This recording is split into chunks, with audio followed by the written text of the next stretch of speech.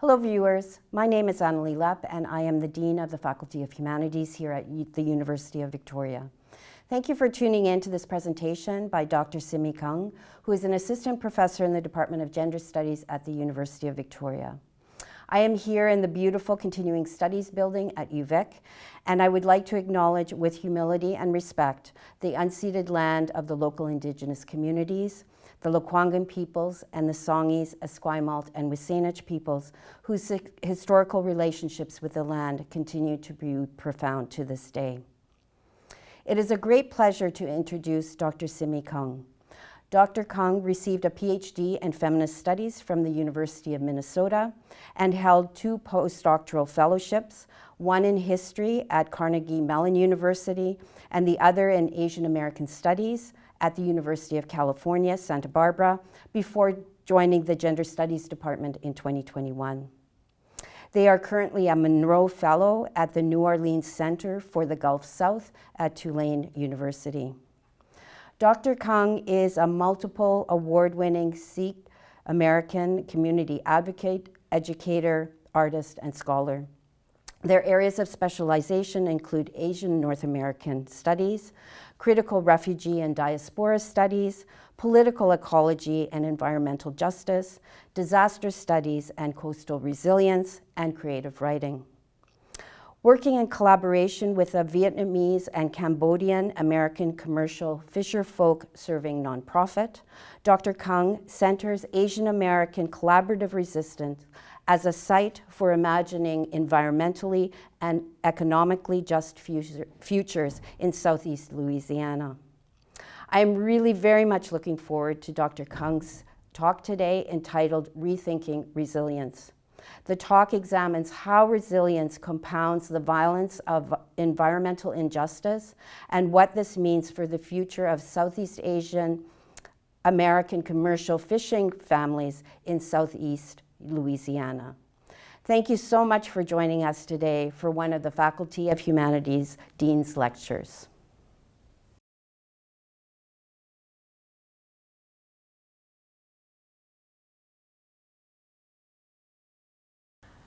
All right. Thank you, Dr. Lepp, for that introduction. So just to introduce myself, I am a mixed Punjabi and white US-born settler on Turtle Island, where I have lived and worked in various unceded territories my whole life. As a University of Victoria professor who moved to the traditional territories of the Lekwungen peoples, I would like to name my ongoing complicity in the settler colonial project called Canada. I want to acknowledge the Songhees, Esquimalt, and Wasanich peoples whose historical relationship with the land continue to this day, and to name that I hope to use my position as an educator to learn and teach more about how settlers should effectively engage in decolonial processes and support Indigenous women, girls, Two-Spirit people, and survivors of ongoing settler violences, from oil extraction and old-growth clear-cutting to residential schools and gender-based violence. So here you see my research is situated in so-called Louisiana, the unceded lands, waters, and ancestral relations of the Chitimacha, Choctaw, Homa, Atakapa Ishak, Chawaska, and Biloxi peoples, as well as the people of Ile-de-Jean-Charles, who are currently fighting for their sovereignty. Many of these tribes are not recognized by the US federal government, which gives them little to no access to resources under settler colonialism, and denies their relation to the ecosystems and places they are in ongoing relationship with. If you are interested in learning more about what decolonization, return, and resistance looks like here, I encourage you to look up the work of Another Gulf is Possible and Mutual Aid Disaster Relief, and to learn more about the health of the Mississippi River and the ongoing federal sales of the Gulf of Mexico to global oil regimes. And just to orient folks who are not intimately familiar with US geography, Louisiana is a settler state that borders the Gulf of Mexico. It's highlighted in red on the map to the left. Southeast Louisiana, a region of Louisiana, is highlighted on the map to the right. It's where I work primarily, and specifically the Birdfoot Delta, which is the southeasternmost bit of land there, is where the Mississippi River meets the Gulf and where the majority of my presentation will focus. This area, importantly, has been called the nation's environmental sacrifice zone by locals for generations, given the number of storms, oil spills, and other forms of environmental violence residents experience. For 6 years, I have worked with Coastal Communities Consulting Incorporated, or CCC, a fisheries-serving nonprofit that was founded in the wake of the BP oil catastrophe by Sandy Huynh, second from left, and is staffed by 3 women of color, Annie, Christina, and Katrina, respectively. CCC serves all fisherfolk in Southeast Louisiana, but overwhelmingly supports Vietnamese and Cambodian refugees and their children in the industry. The fishing families that CCC's staff work with were resettled by the Catholic Church of New Orleans after U.S. war in their home countries.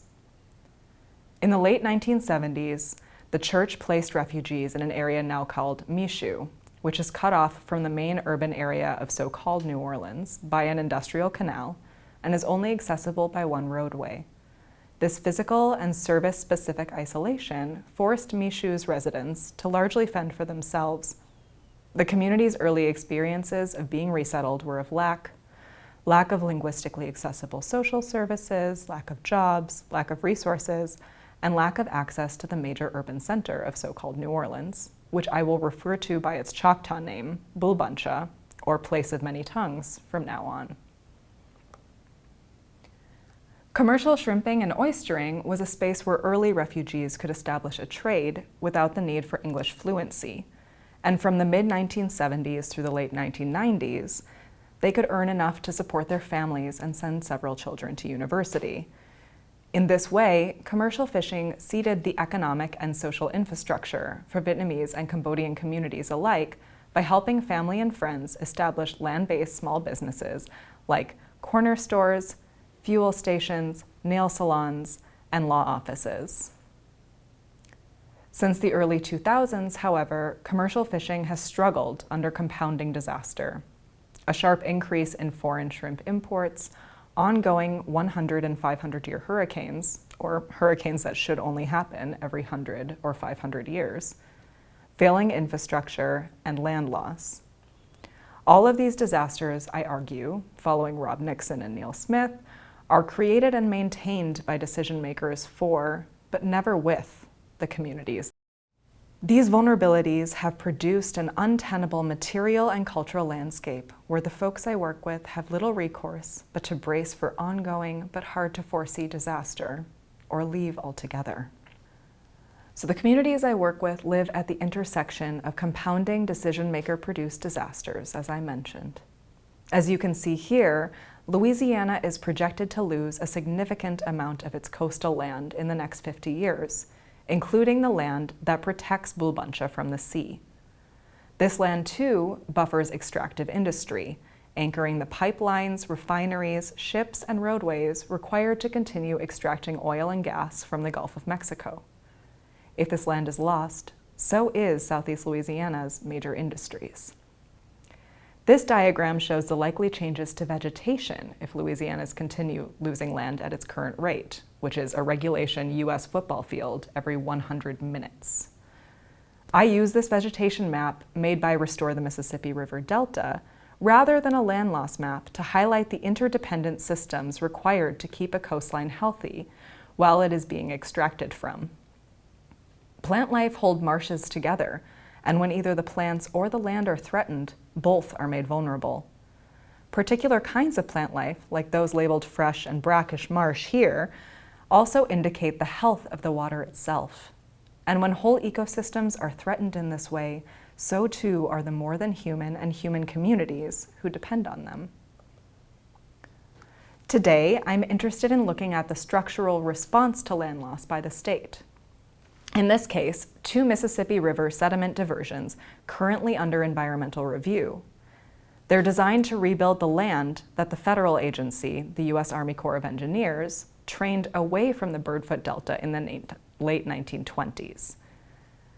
To preserve the land needed for said infrastructure, Louisiana's Coastal Protection and Restoration Authority, which I will call CPRA, which was founded in the wake of Hurricane Katrina, is planning to reintroduce the Mississippi River into Barataria Bay and Breton Sound, respectively, on either side of the Birdfoot Delta. They will use what they call these river sediment diversions to rebuild the land that has been lost in the almost century since the Army Corps of Engineers levied the river from these marshes. While the levees, locks, dams, and floodways that suddenly populated the river from the late 1920s on rendered the Mississippi more manageable, it also put too much water and sediment in some places and starved other places, including Barataria Bay and Breton Sound. To restore the Birdfoot Delta to a fictive pre-flood health, the CPRA will make a cut in the levees that partition the river from the Gulf, flooding brackish marshland with fresh water and silt. Louisiana promises that these diversions will build land, and while that outcome is debated by marine scientists, what they know is that the diversions will also bring large volumes of fresh water into the areas that commercial fisherfolk depend on for their already vulnerable livelihoods. Under the calculus of the state, oil, gas, and shipping are significantly more important to preserve than the marine beings and people of the region. While I've already listed some of the modes of disaster that fisherfolk encounter, I believe it's important to recognize that it is not just the disaster, but the response thereto that make coast-dependent Louisianians more vulnerable to, and at the same time more invisible within, the ongoingness of environmental sacrifice. When I say environmental sacrifice, I'm using it after David Pellow, who talks about environmental racism by saying it is the disproportionate impact of environmental hazards on people of color. This produces environmental sacrifice, which, he says, is a form of violent control over bodies, space, and knowledge systems. As such, environmental racism can be, quote, more effectively theorized as a form of state violence. In Louisiana, like in much of British Columbia, environmental racism relies on ongoing ecosystem theft from indigenous communities and the settler imperative to understand land, water, air, and all the things they carry as resources to be extracted from. This settler colonial violence has also required the labor of enslaved West Africans historically, and still requires Black and Indigenous people, refugees, migrants, and immigrants, and structurally impoverished communities to be complacent to their own harm at the hands of the state. For Southeast Asian Americans who came to Louisiana as refugees of U.S. war and who established communities that rely on the ecosystems of Barataria Bay and Breton Sound for economic security, the mid-Barataria Bay and mid-Breton Sound sediment diversions are threats not just to their livelihoods, but to their lives and communities. The diversions also meet Pellow's definition of environmental racism, in large part because they are only the most recent in a series of violences, from settlement to enslavement, clearing the coast of critical tree species for lumber, backfilling marsh to build cities, poisoning the Mississippi to create a hypoxic dead zone in the ocean, and relying on oil and gas exploration that raises the temperature of the sea, encourages hurricanes, and coats the water, land, and air with crude oil. These disasters have always relied on the sacrifice of indigenous and all racialized people. While many forms of environmental racism have made survival difficult for the Southeast Asian American commercial fishing families I work with, 2005's Hurricane Katrina and resulting levee failures initiated a now decades-long story about their ability to survive disaster that has fundamentally impacted how the diversions are being designed and carried out. For this reason, this storytelling is important to trace. As water subsumed over 85% of Bulbuncha following levee failures, and areas south of the city were devastated by the hurricane's water and wind, city planners were already deciding how to build back a better city. As the post-disaster moment lengthened, it became clear that better meant whiter. This barely coded racial language resulted in the gutting of Bulbuncha's schools, subsidized housing, and intercommunity capital, and other social infrastructure. In the days and months following the levee failures, Black residents were subjected to dehumanizing racial violence, both in person and press, This included Black residents seeking life-saving food and pantry items, famously being called looters, to being harmed outright by New Orleans police on site. They were told that they were fine, though, because they had survived. According to then-Mayor C. Ray Nagin's administration and developers, Black and other Bulbuncha residents of color were resilient because neither the storm nor the resulting gentrification killed them. Neil Smith corroborates the consistency and depth of the post-Katrina moment's violence, saying, "Disaster reconstruction invariably cuts deeper the ruts and grooves of social oppression and exploitation." So I moved to Bulbuncha in August 2015, exactly 10 years after Hurricane Katrina's landfall. That week, I attended a gathering hosted by The Atlantic magazine to mark the 10th anniversary of Katrina's landfall, which the city branded K10. After, then Mayor Mitch Landrieu and the president of the Rockefeller Foundation spoke about the bountiful resilience of Bulbuncha's people, going so far as to call them canaries in the coal mine of climate change and urban resilience planning, community organizer and lawyer Tracy Washington explicated how resilience allows for Black displacement and harm. She said, "I evacuated as a single mom with a 12-year-old and a jacked-up car and an American Express and a law degree. So that was an awful combination for the evil ones who didn't want Black folks back, because that law degree meant that I could get in any court and fight for anybody. I'm sick and tired of people saying, 'Y'all are so resilient.' Resilient means you can do something to me. No, I'm not resilient. I have a right not to be resilient." Washington's resistance to resilience makes clear that Bulbuncha's use of the term was not just a celebration of resident survival, it was a biopolitically disciplinary mechanism. In this way, post-Katrina, resilience did and has required some community sacrifice in service to the ongoing project of environmental extraction and racialized abandonment. This is because, for Washington, resilience is a racially coded word, one that ensures theft from and the erasure of Black people to preempt a white vision of the city's redevelopment and swift gentrification. For coast-dependent Southeast Asian American fishing families, resilience has shown up in the form of what I call refugee resilience, which emerged in the post-Katrina moment at the intersection of post-Katrina resilience policy, which I just explicated, and settler colonial racism. Within a few months of Katrina and the resulting levee failures, over 92% of Vietnamese American residents of Michoud had returned home and began rebuilding their neighborhoods. As I addressed earlier, the spatial and economic isolation Vietnamese families were forced to navigate prior to Katrina led them to create interfamily networks that made it possible for the majority of Michoud's families to both come back and to share in the process of making home again. This looked like families gutting each other's houses, craftspeople sharing skills like roofing and plumbing with neighbors, and using the community church as a support and relief center. Community members' insistence on keeping one another alive and at home was not just a kindness, but an imperative under the organized abandonment, after Ruth Wilson Gilmore, of refugeeism in the US. However, this unprecedented return quickly received media and scholarly attention, which led to the emergence of a particular kind of resilience narrative. In their fervor to explicate the community's robust response to Katrina, scholars of public health leaned heavily on both the mythos of refugee debt to the nation and Vietnamese Americans' perpetual foreignness. The story went that these refugees were resilient not just because they survived, but because they were actively better at navigating disaster given their forced displacement within and from Vietnam.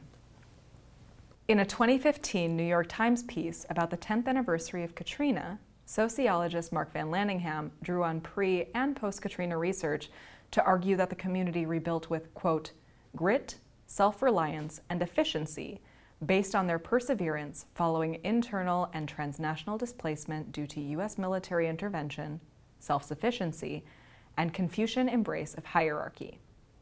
A year later, Doctor of Social Work Qingwen Xu simply said, "The Vietnamese community's resilience is derived from the history of refuge and resettlement."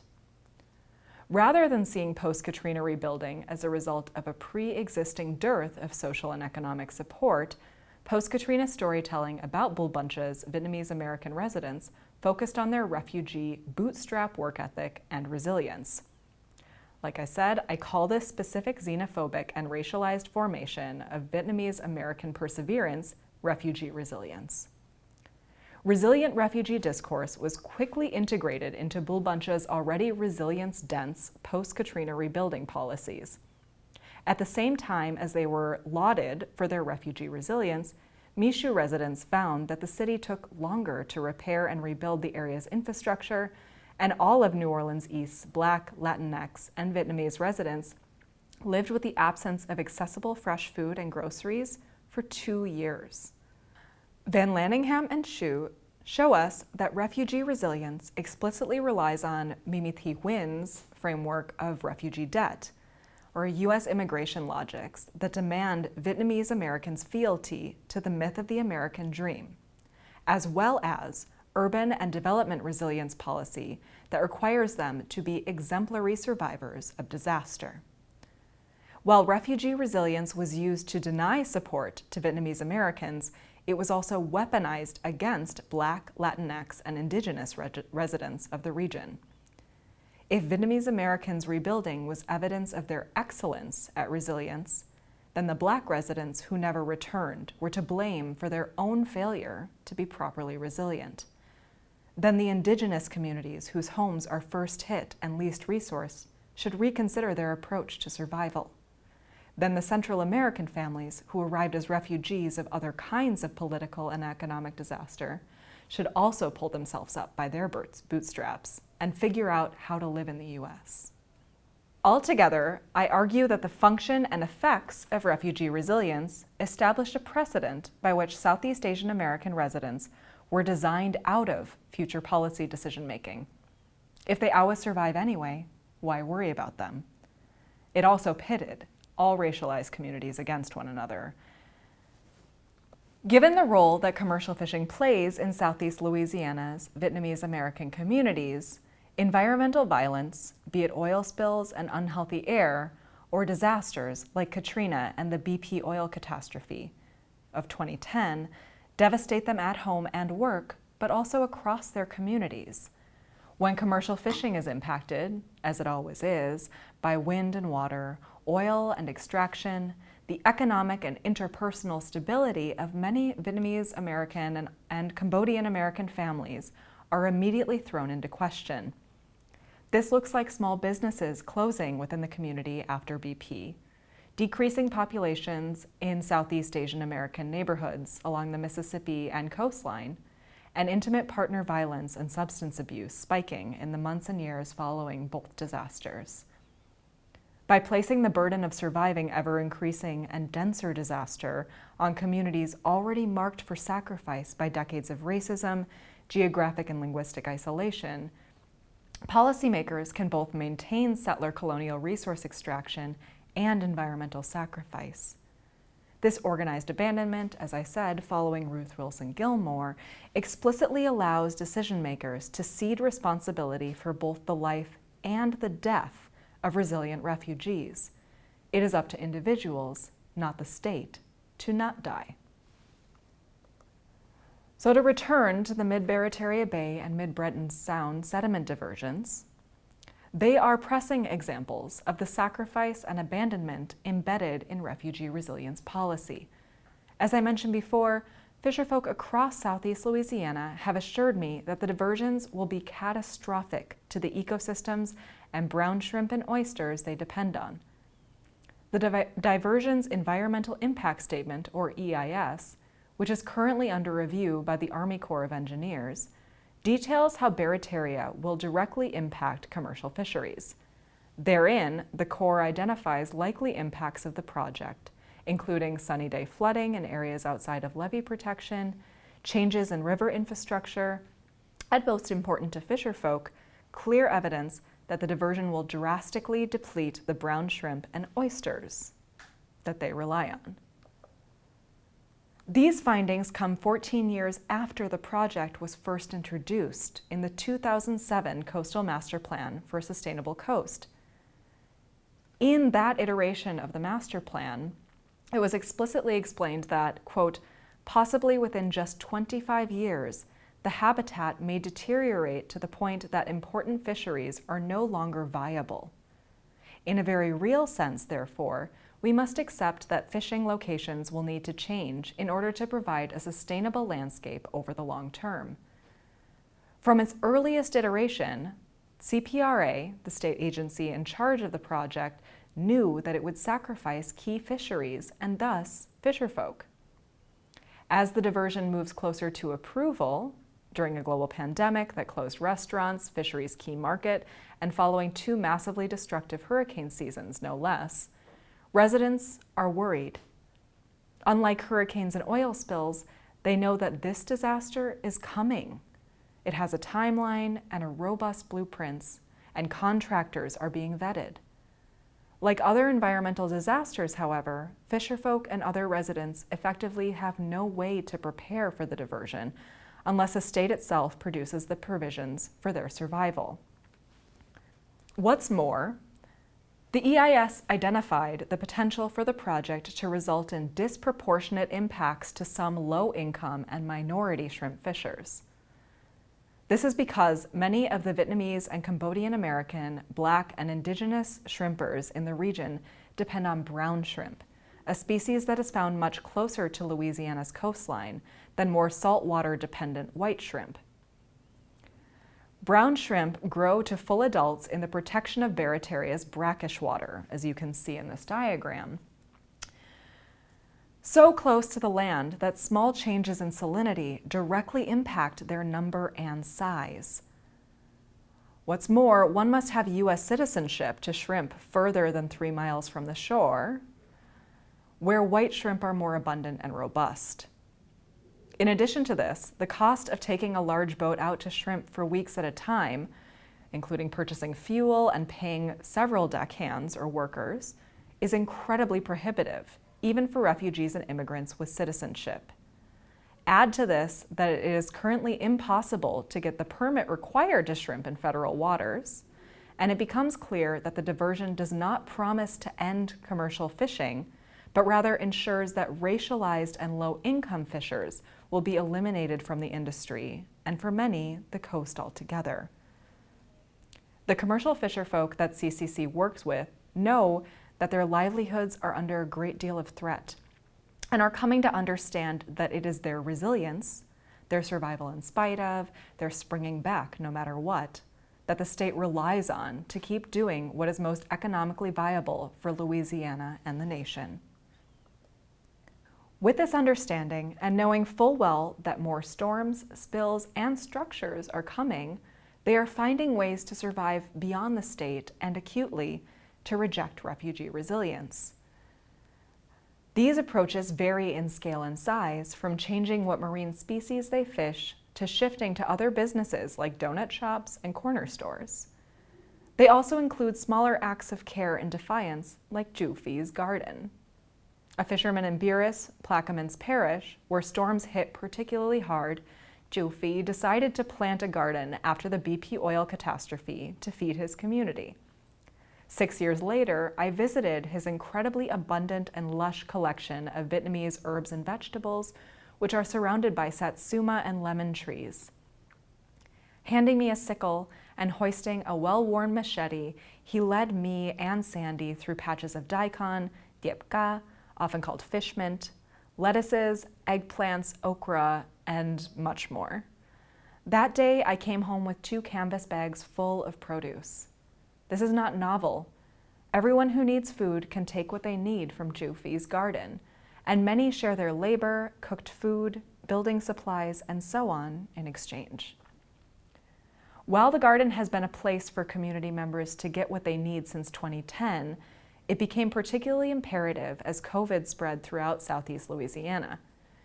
In the early days of COVID lockdowns, funders called Sandy, CCC's executive director, to ask if Chu Phi would participate in a farm exchange program. The idea was that he would get paid to send his food to metro areas where it would be distributed to communities at a reduced price. In spite of being largely out of work because of COVID, he refused the offer. When Sandy asked him why, Chu Phi simply said, "I don't want to get paid if it isn't helping my community. This food is for everyone, not for sale." Sandy told me later that she was so embarrassed when he said that. Where she was looking for a way to help an out-of-work friend, he was planting more food to stabilize a whole community. While the garden is a small space that probably serves 15 or 20 families in the area, it is a clear example of how Southeast Asian American fisherfolk understand their role in a place where environmental racism, refugee resilience, and diversions are their lot in life. They help each other survive. To close, as projects like the sediment diversions go live and more storms and spills continue to hit, more and more people will be erased in the nation's environmental sacrifice zone. For the Southeast Asian American fisherfolk I work with, resistance looks like making life together under governance so locked into a settler imagination that violently controlling people, ecosystems, and more than human life is a given. It looks like refusing the resilience required to keep extracting, keep sacrificing, and keep demanding survival in spite of. Thank you so much for listening.